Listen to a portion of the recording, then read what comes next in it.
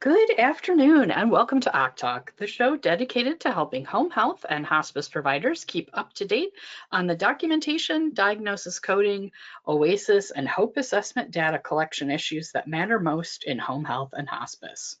OC Talk aims to bring you closer to reliable experts in home health and hospice and to share the latest news and information from the industry and from the Association of Home Care Coding and Compliance. I'm Jan Milliman, Director for OC, and I'm happy to be hosting today's program. This afternoon, we're talking about recent coding updates. And now I'd like to introduce our industry guests for this episode. Today, we have OC Advisory Board Vice Chair, Nanette Minton, Senior Clinical Coding Manager with Mac Legacy on the call. Thanks for joining us today, Nanette. Thanks, Jan. I appreciate it. And thanks to all of you who are joining. It's been a little bit since we've done kind of just a little coding update on various things. And so I wanted to be able to provide some information. So the first thing we're going to talk about is hospice invalid principal diagnosis codes. That list was updated. So Medicare published an MLN article, and interestingly, I was, researching all of this and making sure I understood all of it correctly, and I couldn't find a list, a previously updated list, since like 2014. So obviously, there have been a lot of changes since then. So if you're not aware of it, what this list is basically they're saying, much like under home health, we have our PDGM, the codes that cannot be primary. This is that hospice invalid principal diagnosis code. So they're just saying any code on this list cannot be primary in hospice. It can't be that terminal diagnosis. So what they did is they updated the list to include all of the updated dementias. Previously, obviously, we have all of the dementias with the various comorbidities, and we have the different severities, we have the different manifestations, behavioral disturbances. So, currently there's a lot of additional codes to capture all of those diagnoses. So they updated that list. Now, there's not been any change to that list. Unfortunately, dementia unspecified continues to be one of those diagnoses that still cannot be used as primary, and we're left to determine and find what the cause of that dementia is. They also said that they made a list of a few codes that continue to remain invalid as far as delirium, diagnoses in the FO6 series that have psychotic disorders, mood disorders. The FO7 frontal lobe post-concussion syndrome cannot be primary, and FO9 any kind of unspecified mental disorder. And of course, we also know the adult failure to thrive and debility, R5381, cannot be primary. So what's new in this list? So these, they added 3 different R codes now included in the list of invalid primary diagnoses. And although this doesn't represent a large number of referring diagnoses for hospice, it's still something very valid. You've got R53.82, chronic fatigue, R5383, other fatigue, and then R54, age-related physical debility. So obviously, I was thinking through this and I thought, I don't think I've ever thought those would be okay for primary, but evidently we've had people potentially using those.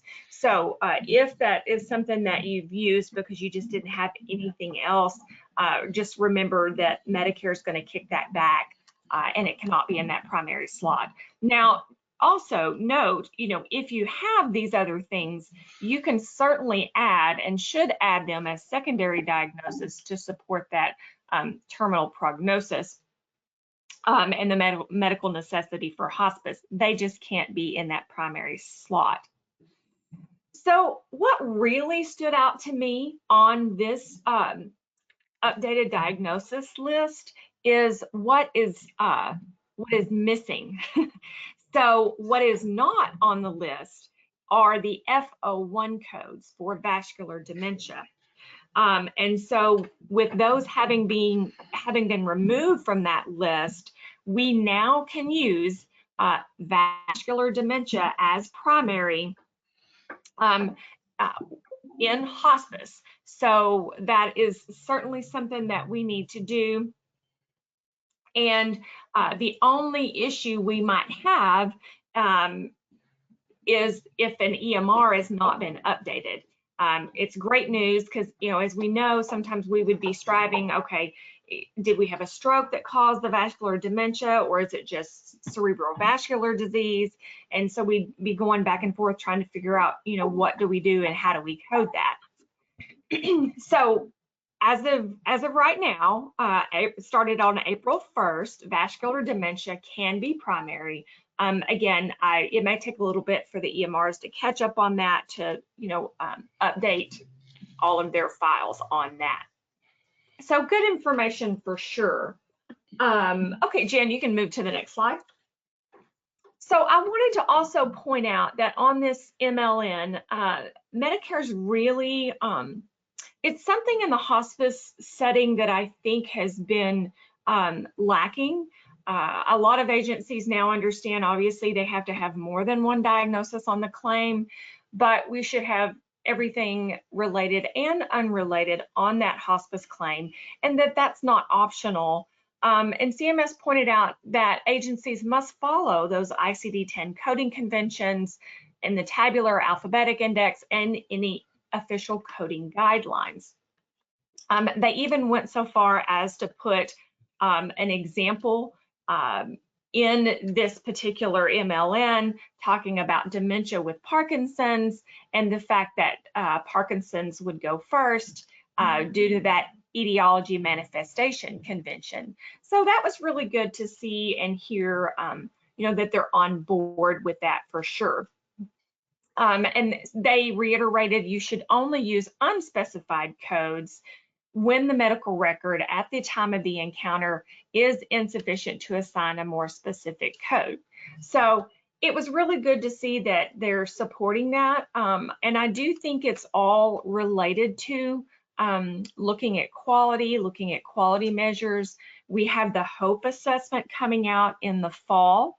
With that HOPE assessment, if you haven't had a chance to look at it or are not involved with hospice, just an FYI on this, what they're going to do is you have to report not specific codes, but categories of codes for primary and other codes listed. So, you know, the challenge is going to be for agencies that maybe do their own coding or they don't have someone who's certified in-house. There may be some struggle as far as ensuring that they have a diagnosis on the claim that matches, you know, those other sets of codes. So it's just the beginning of really looking at that. And we know where we're going with this, to look at how many patients are under what diagnosis, and what does that look like in payment and quality measures as the future moves on with hospice. But I will say, let's learn from past mistakes in the healthcare industry, and just ignoring it or not providing the most up-to-date data always comes back to bite us. So we want to be sure that we're providing the best data that we can and the most updated data for CMS. Okay, next slide, Jen. So CMS has updated the Medicare claims processing manual related to some of these.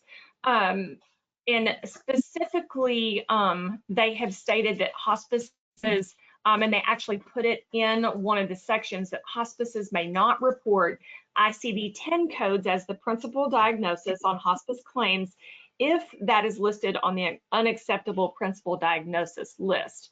And so I think just knowing that that particular statement wasn't really listed under the Chapter 11 claims processing manual, it is now listed there.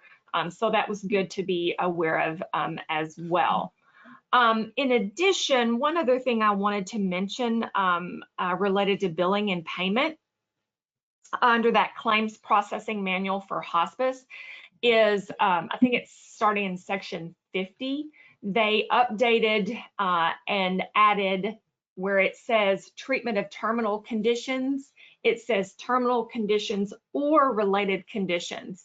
And then they added a section that says any claims missing the GW modifier or condition 07 code would be denied, and all denied claims for overlapping hospice election would be denied as a provider liability. So they're really looking at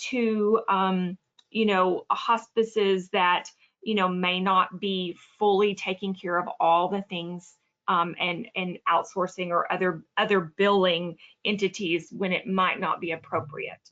And of course, there's a lot of gray around what might be considered a related condition. And so we could probably spend a whole session on that, but that wasn't the intent of today. So, okay, next slide.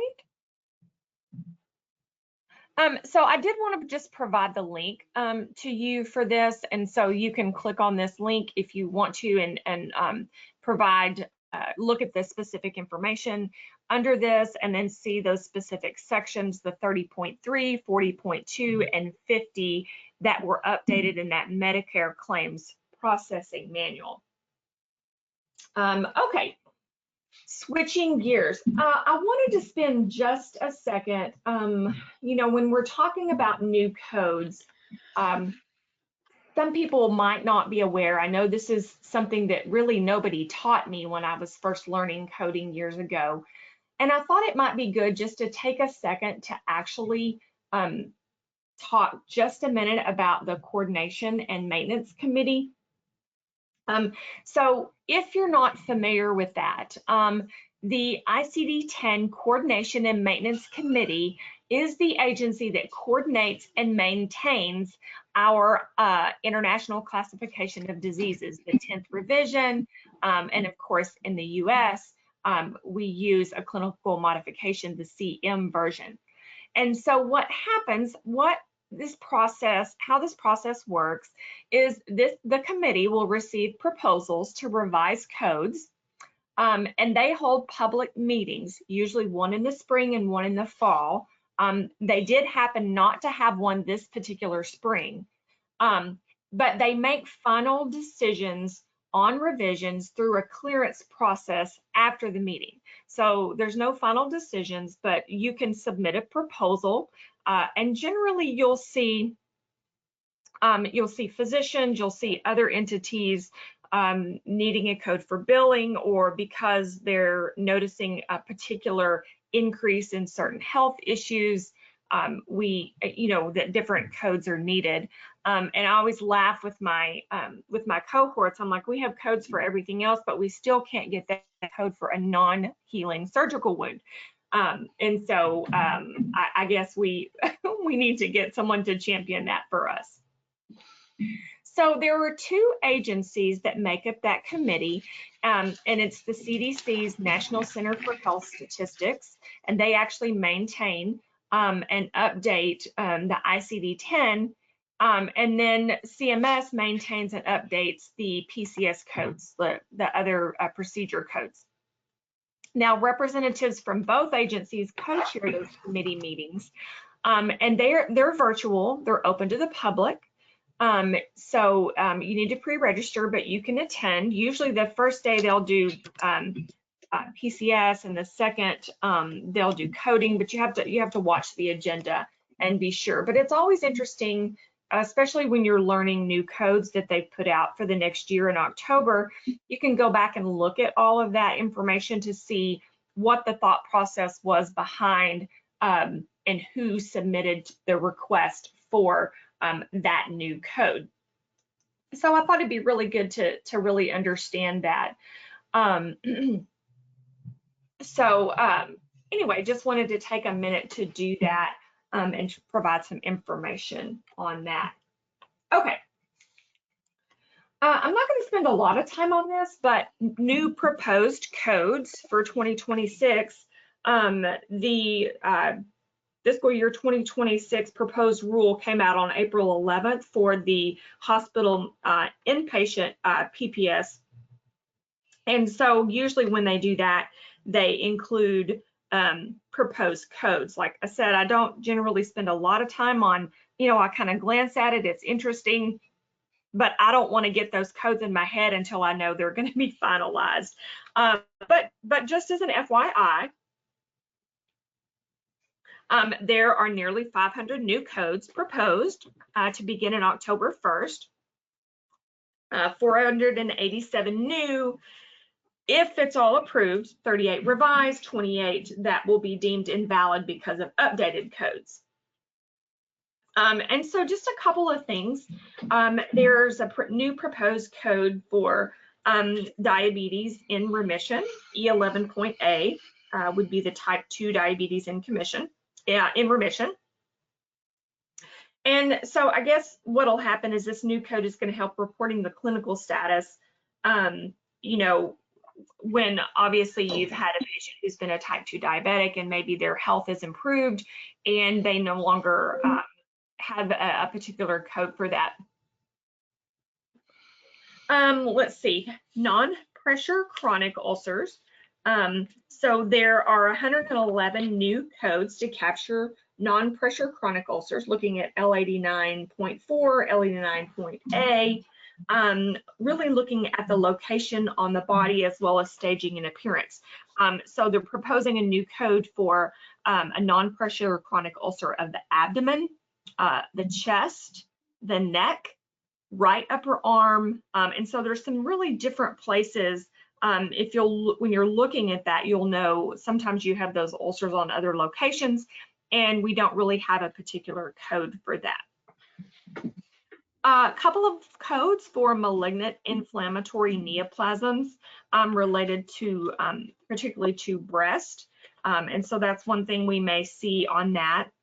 They're also updating some of the puncture wound codes to give us a little more specific information. One example would be S31646, either A or D or whatever your 7th character would need to be, but puncture wound of the abdominal wall with foreign body right flank with penetration into the peritoneal cavity. And so, you would think, oh gosh, I don't know that I would ever use that code, but I actually had a situation last week. I was helping a coder with, it was a gunshot wound. And so, it was like, okay, well, it went here and did this damage in this location, but, we ended up just coding the entry wound. And so this is good to know that, okay, we've got more information where that puncture wound occurred and then where it went. So that was kind of interesting for sure. Okay, great. So anyway, just several more codes. Obviously, we're not going to take time to go over all of those, but just wanted you to be aware of that. In particular, something to look forward to for October.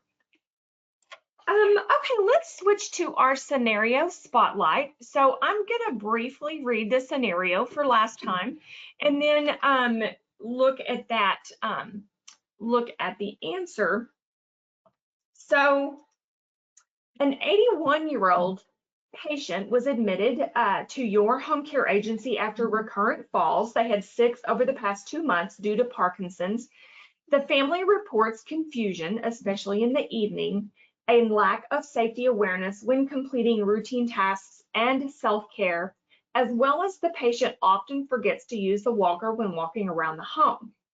The patient has multiple throw rugs, as well as several small dogs in the home, and refuses to address safety issues related to these. Patient lives alone, but the family members stop by morning and evening to help with meals, and the patient receives Meals on Wheels for lunch on a daily basis.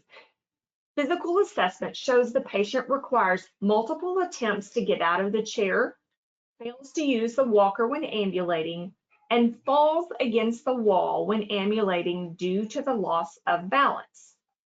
The PT eval on day 7 indicates the patient is able to walk 50 feet with the walker with only standby assistance.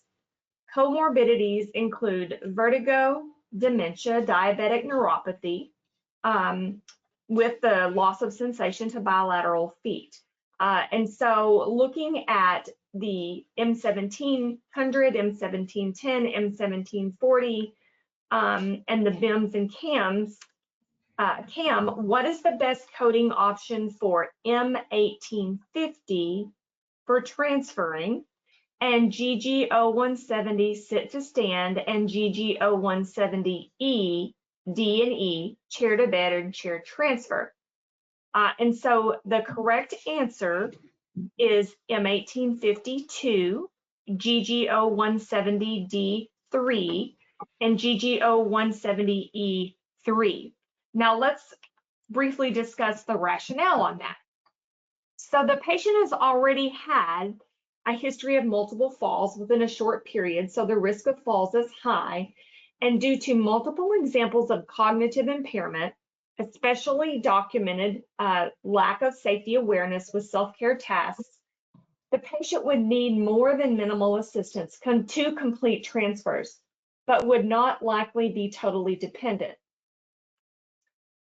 The throw rugs and pets in the home would further increase the patient's safety risk with transfers and other activities.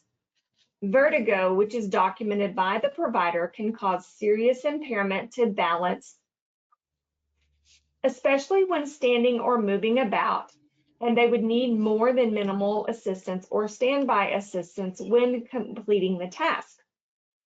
Neuropathy with the loss of sensation in the feet can further impair the patient's ability to sense obstacles and changes in elevation and flooring when attempted transfers. So while the PT documents patient's ability to ambulate a short distance during their assessment, it is outside the 5-day window for the OASIS completion, and so we would not be able to use their information to make any OASIS response changes. So if there's any questions on that, please send that in, and we'll try to get you an answer out if you have any thoughts on that. And then let's talk about our April coding scenario. And then of course, next month we'll provide the answer for that. And Jan, when I'm done, I know you'll provide the email address or how they can send any questions in. Yes. That we might not have time for on this call. Definitely. So we've got our 72-year-old female, referred to home health, medication education, physical therapy for strengthening related to a recent hospitalization with an exacerbation of COPD. We've got confirmed documented asthma and emphysema. We've got other confirmed comorbidities, including coronary artery disease, chest pain, mitral and aortic valve disease, but the patient has had a valve replacement with a current artificial aortic valve. And so what would be the best way to code this scenario? So you'll have to tune in next time to get the answer on that. Thanks so much. I'll turn it back over to Jan. Thanks, Nanette. That was great. A real good rundown of things going on with diagnosis coding for home health and hospice. And then we've got some scenarios. So something to chew on for next episode. And I'm going to move us on to what's new with AHC. And this is the part of our call when we share updates from the Association of Home Care Coding and Compliance. If you're an AHC member, we have an AHC members webinar coming up on May 15th. We'll be talking about value-based purchasing, the OASIS GG items, and sharing some other industry updates. Watch for registration information in the next AHC e-zine. We will be getting that out to you at the end of the month, so you can register for that May call. And if you're not an AHC member yet, please join us. You can follow the link in your handouts to learn more about AHC and join. If you're listening to a podcast version of this show, you'll find the handouts on the AHC website along with the recording under Resources Free Webinars. We hope you enjoyed this episode of OC Talk. Thanks again, Nanette, for all the great information, and thanks to all of you for tuning in. We hope you'll join us again for our May call when we'll be talking about OASIS ADL items that impact value-based purchasing. And in the meantime, if you'd like to re-listen to this episode or to a previous one on the go, you can find OC Talk on your favorite podcast app, or you can also listen to the recording and access the handouts on the OC website at ahcc.decisionhealth.com. And if you have any suggestions for future guests, topics, or ideas about the format of the show, or questions about the scenarios we shared, you can always email me at jan.milliman@decisionhealth.com. Thanks again for listening, and we'll look forward to seeing you next month. Take care, everyone.